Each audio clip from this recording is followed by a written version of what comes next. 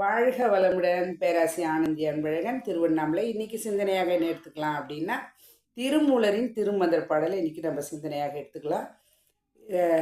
2740வது பாடலாக இது என்ன கொடுத்துருக்காருன்றதை நம்ம சிந்தனைக்கு எடுத்துப்போம். திருமூலரை பற்றி நமக்கு தெரியும், 3000 வருடம் வாழ்ந்ததாக சொல்கிறாங்க. அவரோட 2740வது பாடலில் என்ன கொடுத்துருக்காரு அப்படின்றத நம்ம பார்க்கலாம். ஏன்னா வருஷத்துக்கு ஒரு பாடல் தான் அவர் எழுதுவாருங்க. அடி ஆர்பவரே அடியார் ஆமல், அடியார் பொன் அம்பலத்து ஆடல் கண்டீரே. அடியார் அரணடி ஆனந்தம் கண்டோர், அடியார் ஆனவர் அத்தருள் உற்றோர். இறைவன் திருவடியை வணங்குபவர்களே அடியார்கள் என பெயர் பெறுவார்கள். அவர் சொன்ன விளக்கம்,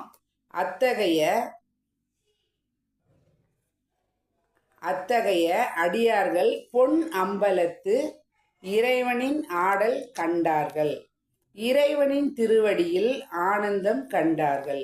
இறைவனின் அருள் முழுவதும் அடியார்கள் பெற்றவர்களே, அடியவர்கள் பெற்றவர்களே அப்படின்னார்.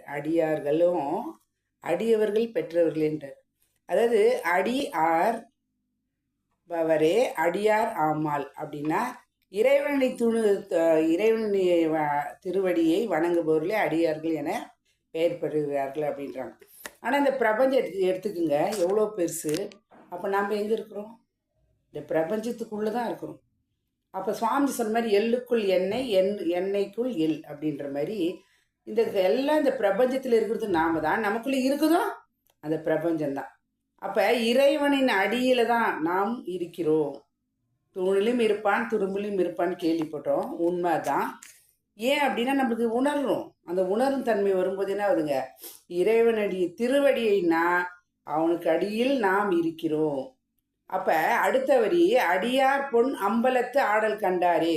அப்போ நம்ம உள்ள ஆழ்ந்து செல்ல செல்ல செல்ல என்ன நடக்குதுங்க, அந்த அடியாரோட இறைவனை திருவிளையாடலை, ஊனுக்குள் நீ நின்று உலாவியதை காணாமல் நான் என்று நலமழிந்தேன் பூரணமே சொன்னார். அப்ப அந்த பூரண பொருளே புதுமையடைந்து ஆரணமான அறிவில் நிலைதுன்னு ஒரு பாடலை சுவாமி கொடுத்துப்பார். இயக்கம் வந்து பாடலில் வரும் அந்த பாடல். அப்ப நமக்குள்ளும் இறைவன் இருந்து ஆட்டி விற்கிறான். உயிர் என்ற ஒரு நிலை இல்லை அப்படின்னா பேரும் இல்லை, நானும் இல்லை, எதுவுமே இல்லை. அப்போ அந்த அடியார் தான் நமக்குள்ள என்ன பண்ணுங்க, அதான் வள்ளலார் சொன்னார், வானத்தில் மயிலாட கண்டேன் மயில் குயிலாச்சுதி அக்கச்சின்னு சொன்னார். அப்போ அடுத்த அடியார் அரணடி ஆனந்தம் கண்டோர். அந்த நிலையை நம்ம உணர்ந்துட்டோம் அப்படின்னா என்ன ஆகுதுங்க, இறைவனின் திருவடியை நாம் கண்டுட்டோம் அப்படின்னா ஆனந்தம், சச்சிதானந்தம் சொல்கிறாங்க, பேர் வைக்கிறாங்க.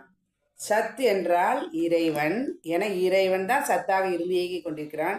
சித் என்றால் உயிர், நமக்குள் இயங்கி கொண்டு, உயிர் இயங்கும் போது தான் நமக்குள் எல்லாமே இயக்கம் நடைபெறுகிறது. சத் சித் ஆனந்தம், எங்கும் நீக்கமர நினைந்திருக்குது ஆனந்தம், சச்சிதானந்தம் சொன்னாங்க. இதை தான் என்ன பண்ணாங்க, ஆனந்தம் கண்டார்கள்.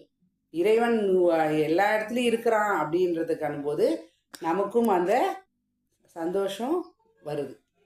அப்ப அடியார் ஆனவர் அத்தருள் உற்றோர், இறைவனின் அருள் முழுவதும் அடியார்கள் பெற்றவர்களே. அப்ப யார் இறைவனை நோக்கி ஒரு அடி எடுத்து வைத்தா இறைவன் என்ன பண்ணாங்க, 10 அடி நமக்குள் வருவார். அப்ப இறைவனை நோக்கி நாம் ஒரு வழி செல்ல வேண்டும். இதுதான் வந்து இவர் சொன்னார், சங்கராச்சாரியர் பெரியவர் என்ன சொன்னார். ஒரு மெட்ராஸ்க்கு அப்போ வந்துட்டுருக்காரு அவர் காஞ்சிபுரத்துலேருந்து. அப்போ ஒருத்தர் சொல்கிறாரு, என்னங்க ஐயா நீங்கள் என்னங்க ஐயா மதவாதிகள்லாம் செய்கிறது, இறைவனை அடையிறதுக்கு நாங்களே போகிறோம், நீங்கள் என்ன பண்ணுறீங்கன்னு. அப்போ அவர் ஒரே வார்த்தை சொன்னாராம், இந்த ரோடு யார்ப்பா போட்டது அப்படின்னு. யாரோ ஒரு நல்லவங்க இந்த ரோடு, சமூக அக்கறை உள்ளவங்க இந்த ரோடை போட்டாங்க அப்படின்னு. அப்போ அந்த அக்கறை உள்ளவர்கள் போட்ட ரோடில் தான் நாம் இன்றைக்கி போயிட்டுருக்கோம். அதே வழிதான் மதவாதிகள் செய்வது. அப்போ இறைவனை பின்பற்றக்கூடிய வழியை அவர்கள் காட்டுகிறார்கள். நாம் என்ன பண்ணுங்க, அந்த வழியில் சென்றால் இந்த இடத்துல தான் குரு என்ற ஒரு பெரிய ஒரு அர்த்தமுள்ள ஒரு தோன்றல் நமக்கு வருகிறது. அப்போ குரு வழி சென்றால் கோடி நன்மை என்பதோட பல கோடி நன்மைகள் நாம் அவர் பயிற்சியை செய்ய செய்ய மனவளக்கலை பயன்பெற்றோர் உணர்ந்தோர் உணர்ந்து கொள்கிறார்கள். அந்த பேரானந்தத்தை உணர்ந்து கொள்கிறார்கள்.